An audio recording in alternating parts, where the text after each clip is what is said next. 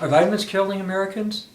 You need to know the truth about this and share this with everybody that you know. I'm Dr. Robert Teal. I'm president of Doctors Research, Inc. I have a PhD in nutrition science and I'm the first scientist since World War II to get a paper published in a major medical journal explaining why all the vitamins are better if they're real as opposed to synthetics that most people are taking.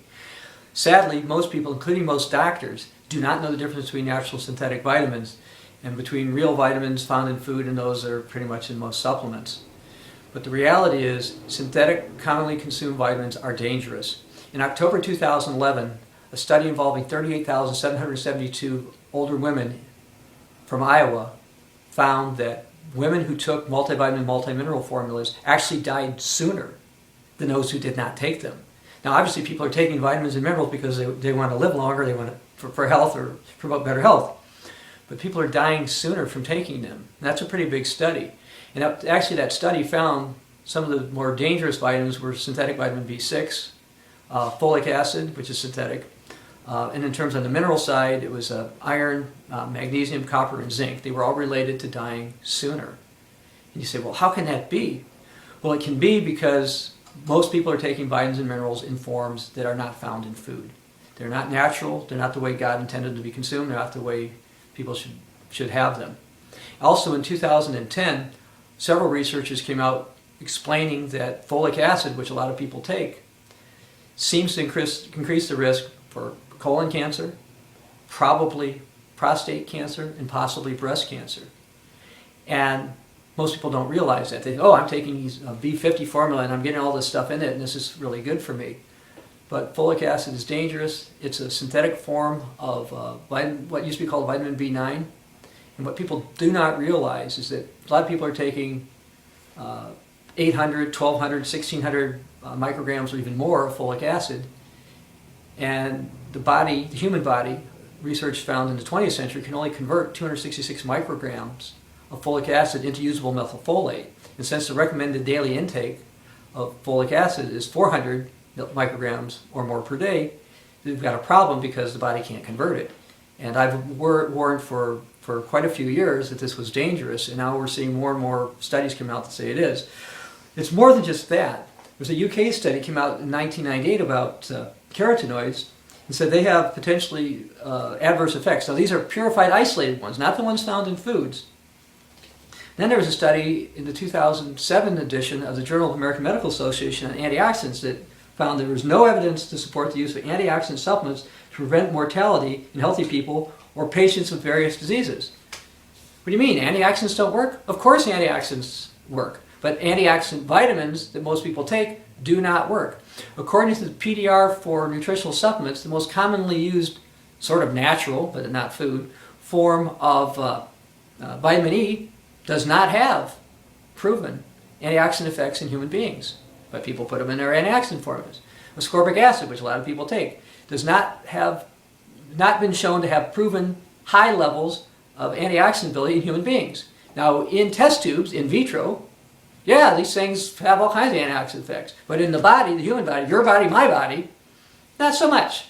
But food vitamins do. Food nutrients do. Food nutrients are what people need. Food nutrients are safer for people, are healthier for people. There's one report here. He was basing it on some studies published in the New England Journal of Medicine and experiments at the University of California, Berkeley, proved, quote, that taking synthetic vitamins is worse than starvation. The synthetic vitamins will kill you quicker. And I'm not advocating that people take synthetic vitamins. I think they're dangerous. I've been saying this for quite a long time. How long? Well, I started lecturing on this in the late 20th century to healthcare professionals. Then, in the year 2000, I had a paper published in a major medical journal explaining why all the vitamins are better if they're natural, they're food, as opposed to the synthetic ones that most people take. In 2001, in a holistic journal, I had published mineral salts are for plants, food complex minerals are for humans. In 2003, in Naturopathic Journal, I wrote the truth about vitamins and supplements. And people still are ignoring the truth about vitamins and supplements. Most people still think most of the vitamins they're getting are food, and they're not. There's no U.S. government definition of natural, so companies put natural all over the label. People think they're getting foods when they're not. I mentioned this one before. This is a chiropractic journal. In 2004, I had published is folic acid hazardous to your health? Because at the time I knew it was dangerous. The study had come out from the British Medical Journal explaining that there were some dangers associated with it. And I concluded that it could cause problems, and I didn't know it could cause cancer until later, but I did feel it was unsafe to consume something synthetic that the human body would not normally want. Alternative medicine, by the way, interviewed me with my picture back in 2005 about the effects of nutrition for people with Down syndrome. And at the time I explained why food vitamins were superior to non-food vitamins, including for people with Down syndrome. I felt so strongly about that. I had a paper published also in 2005 called "Can Cognitive Deterioration Associated with Down Syndrome Be Reduced?" I had this published in a major medical journal. And you say, well, I can't get Down syndrome, so why would I care? Well, you should care because kids with Down syndrome start to accumulate something called advanced protein glycation end products in their brain. Actually, it starts before they're born. So while they make progress, they start to deteriorate after a certain age, after the brain starts to stop growing. Well, the same type of protein glycation end products also accumulate in the brains of those with Alzheimer's, and you may be at risk of that. Or diabetes. We have pretty much an epidemic of diabetes in the Western societies these days, and the accumulation of advanced protein glycation end products for diabetics is not just in the brain, it's in other parts of the body. It causes all kinds of complications associated with diabetes. And when I was explaining about the advantages of food nutrients, that's food vitamins and food minerals, why they are more effective in preventing the accumulation of advanced protein glycation end products. This is something that more research needs to be done on, but this is a serious problem. People should be getting food nutrients to help prevent problems, to help optimize their health, and not rely on the synthetics that most people think are supposed to work. I had a book published for healthcare professionals in 2006 explaining why food nutrients were better. It's a 380-some page book. In 2010, I co-authored a book in Europe explaining why real naturopathy involves real food nutrients and not the phony ones that a lot of so-called naturopaths in the U.S. use. The reality is food nutrients are superior, and that's what people should be doing.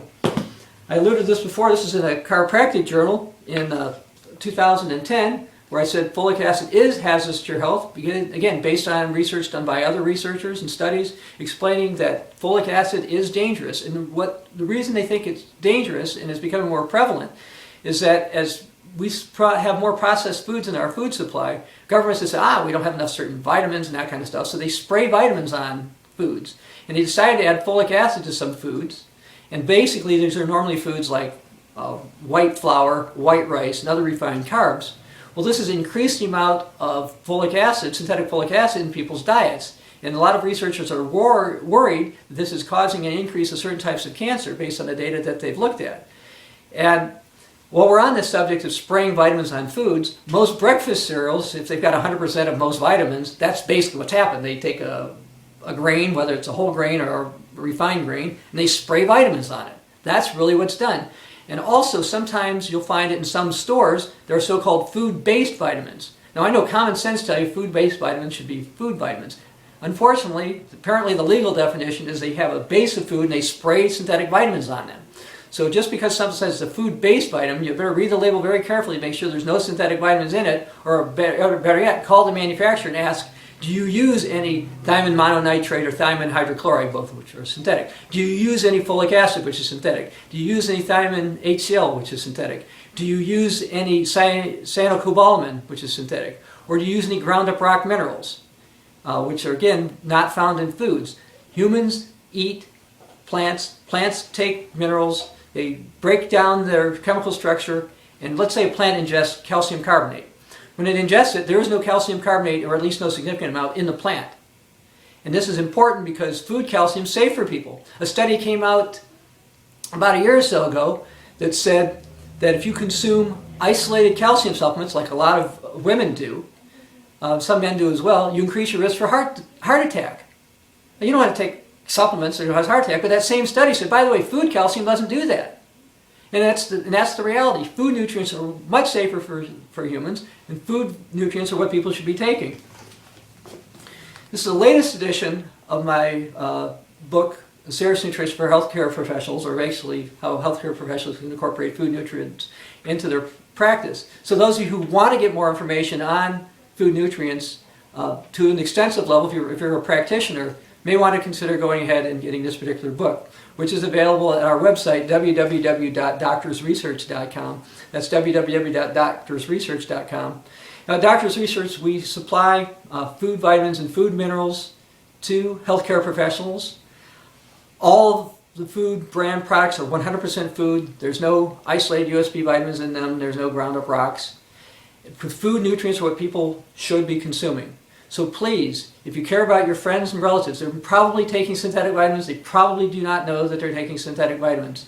In a brochure I did a few years ago, I put 98.97% of vitamins consumed are synthetic.